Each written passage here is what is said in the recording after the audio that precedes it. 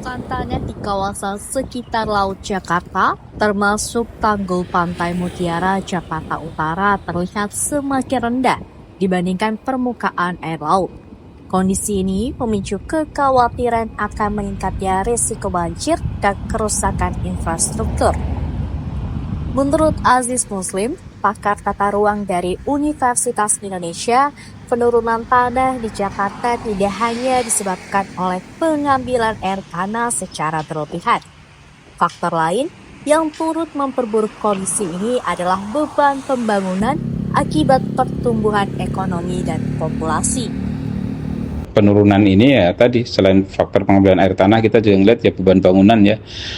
Pertumbuhan ekonomi yang pada akhirnya membuat kebutuhan akan adanya infrastruktur itu juga terus bertambah ya.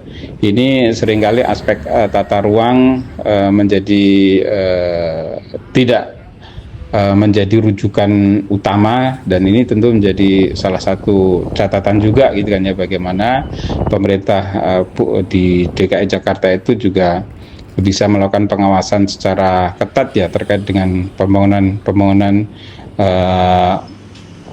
infrastruktur pertumbuhan ekonomi yang ada tadi dengan menjadi lebih baik ya. Selain kawasan industri, terus juga kawasan pemukiman, ini kan juga harus memperhatikan ya aspek-aspek tata ruang yang memang tersedia, sehingga tadi tidak mempengaruhi atau tidak mempercepat ya aspek penurunan permukaan tanah yang ada. Nah, ini menjadi penting saya rasa untuk menjadi perhatian ya.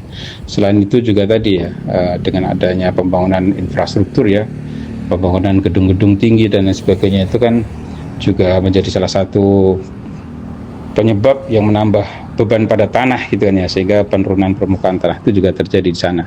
Dan ini kan juga tidak tertutup faktor penyebabnya itu dari pertumbuhan populasi dan juga pertumbuhan ekonomi yang terjadi di Jakarta nih, sehingga kondisi ini menjadi semakin memperburuk ya penurunan permukaan tanah.